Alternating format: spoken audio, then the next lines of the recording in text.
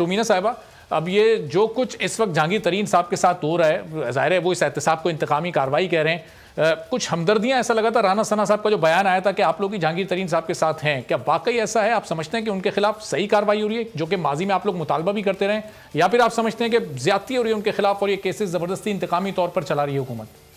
Anyways देखिए, जहाँ तक बात जी पॉलिटिकल विक्टिमाइजेशन की जहाँ तक बात है वो अपोजिशन के साथ तो हो रही थी, खैर, लेकिन जहाँ तक जहांगीर तरीन साहब की बात है तो उस पर तो मैं उसमें क्या कह सकती हूँ। देखिए, वैसे भी जो हालात और वाक़यात इस टाइम हमें नज़र आ रहे हैं, जिस तरह की सिचुएशन बनी हुई है, उसमें क्या ही खूब होता कि जो उनके अपने भी दाएं बाएं और लोग जो बैठे हुए हैं उनके ऊपर भी केसेस बनते, जिसमें बहुत सारे लोग जैसे खुसरो बख्तियार और बहुत सारे ऐसे लोग भी हैं जिनको हम लोगों ने देखा, जिन्होंने गंदम और आटा और चीनी और बिजली और इस किस्म की चोरियां की, और उन पे अभी तक सवालिया निशान है। ना तो कोई कारकर्दगी नज़र आई है हमें और ना ही कोई ऐसी चीज़ नज़र आई है, लेकिन सिर्फ ये है कि खान साहब को उन्होंने कहा कि जी वो बड़े ब्लंट हैं।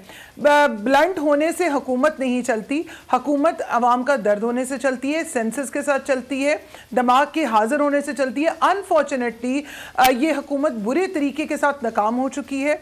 ये वज़ीर आज़म नाकाम हो चुका है क्योंकि ना तो ये सोच समझ के कोई फैसले लेते हैं, ये फ़ौरन नोटिसेस लेते हैं और फिर उन नोटिसेस के ऊपर नोटिफिकेशन करते हैं, और फिर हम ये भी देखते हैं कि उन्हीं नोटिफिकेशंस के ऊपर जस्टिफिकेशंस आ जाती हैं और फिर उनको ख़त्म कर दिया जाता है। तो जहाँ पर दिन रात एक ही तरह का हम यू टर्न्स और इस किस्म की सियासत दे रहे हैं, वहाँ पर किसी किस्म की भी इनके बारे में बात करना, इनसे तवक्को रखना मेरे ख्याल में बहुत ही नामुनासिब है। और ये काश के जो हमारे सो कॉल्ड वज़ीर आज़म साहब हैं उनको ये समझ लग जाए कि हुकूमत जो सी है या मुल्क जो है वो कोई 2020 का मैच नहीं है या ये कोई क्रिकेट फील्ड नहीं है, ये पाकिस्तान के अवाम का मसला है और यहाँ पर होशो हवास और जहन के साथ जो है वो हुकूमत चलती है। और इसके अंदर आपको जो अपनी टीम है उसको सिलेक्ट करने के लिए भी सेंसस की ज़रूरत होती है। लेकिन रुमीना साहब, ये क्या इसको आप नुक्ता आगाज़ नहीं समझती कि जहांगीर तरीन साहब जो कि वज़ीर आज़म इमरान खान के इतने करीबी दोस्त रहे, हुकूमत बनाने में उनका कितना अहम किरदार रहा, उनके खिलाफ भी इमरान खान की पाकिस्तान तहरीक इंसाफ की हुकूमत में ही एहतसाब का आगाज़ हो गया है, तो इसको आप एक अच्छा आगाज़ नहीं समझते? देखिए, मैं इसमें अच्छा या बुरा आगाज़ की कोई वजह समझ में नहीं आती, ना मैं इसके ऊपर कोई इस तरह से बात करना चाहती, क्योंकि मुझे तो ये भी देखना है कि जो उनके साथ बाकी लोग बैठे हुए हैं जिन्होंने इतने बड़े अजीबोगरीब काम किए हैं और वो उनको उससे बड़ी जो है वो मिनिस्ट्रीज़ मिलती रही हैं और क्या कुछ होता रहा है। बात तो ये समझ की है कि उनके ऊपर कोई अभी तक सवाल क्यों नहीं उठा, जिन पर हमें कहा गया, आपको याद होगा जब दवाइयों का इशू बना और इतना बड़ा स्कैंडल सामने आया तो उस पर कहा गया जी कि हम फ़ौरन एक्शन लेंगे, रिपोर्ट होगी, पता चलेगा। तो क्या हुआ, उसके बाद उनको बड़ी वजारत मिल गई। और जहां तक जहांगीर तरीन साहब का सवाल है तो वो उनके करीबी तो बहुत सारे लोग हैं, बहुत सारे लोग हमने देखे जिनके जितने बड़े एहसान होते हैं उनको उतने ही बड़े छुरे घोंपे जाते हैं कमर में। सही। तो कारी साहब, अब आपको क्या लगता है, ये सिर्फ ऑप्टिक्स के लिए ये एहतसाब हो रहा है या फिर ये वाकई एक सच्चा और गैर जानिबदार एहतसाब हो रहा है कि जहांगीर तरीन साहब इसको इंतकामी कार्रवाई कह रहे हैं, अपनी पार्टी पर इल्ज़ाम लगा रहे हैं, और आप लोग भी ज़ाहिर कहते थे कि हुकूमत अपनी सफ़ों में एहतसाब नहीं करती, अब हुकूमत ने अपनी सफ़ों में और सबसे करीब तरीन शख्स के गिर्दी शिकंजा कसा है, अब तो आपको इस पर कोई शिकायत या एतराज़ नहीं है? बिस्मिल्लाहिर्रहमानिर्रहीम।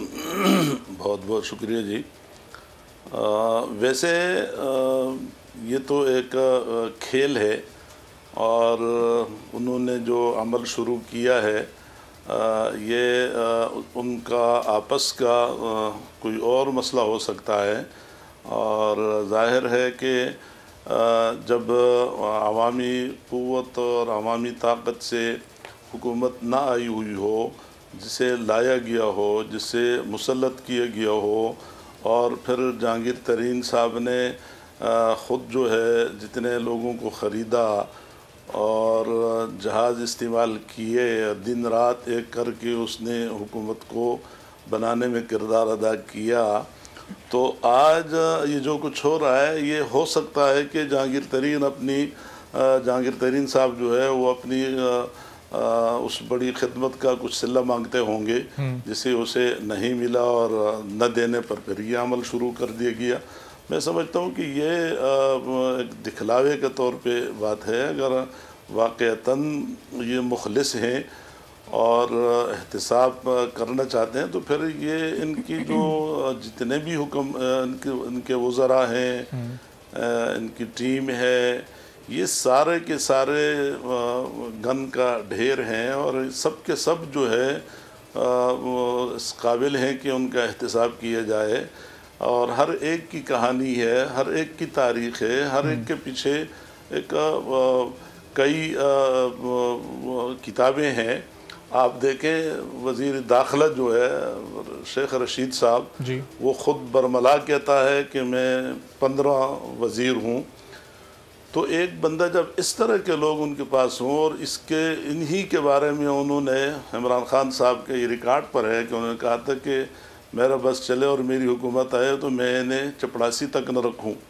अब ऐसे इस किस्म के लोगों को जिस तरह एक मजमुआ बनाया गया है पूरे के पूरे, कई साहब ये तो जाहिर है ये तो बहुत पुरानी बात हो गई और इस तरह के बयानात तो नून लीग ने पीपल्स पार्टी के बारे में, पीपल्स पार्टी ने नून लीग के बारे में बेतहाशा दिए हुए हैं।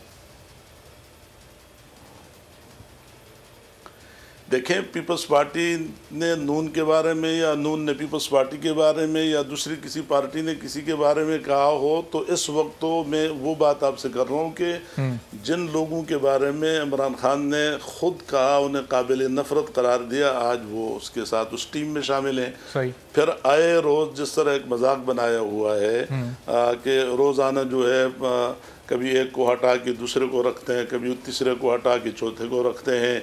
और एक उन्होंने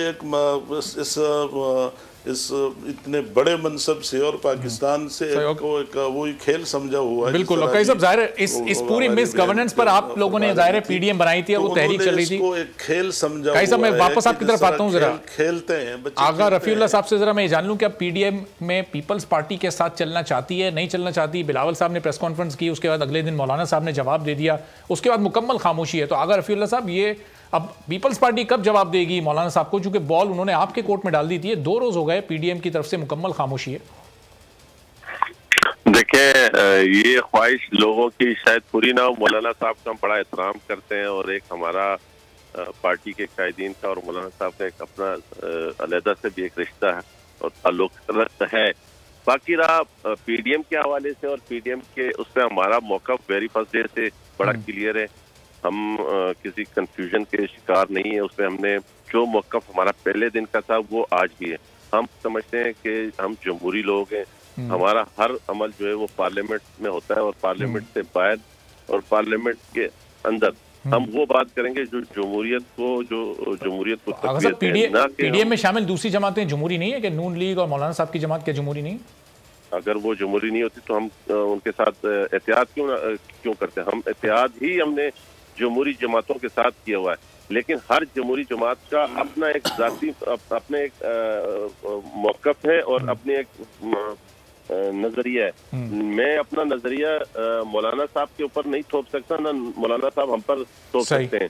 हमारा शुरू दिन से एक रोड मैप दिया, हमने कहा कि ठीक है, हर जमात का मुख्तलिफ मौक़िफ़ और मुख्तलिफ नजरिया, लेकिन अब ये मुख्तलिफ मौक़िफ़ और नजरियात के साथ क्या पीडीएम आगे चल सकेगी?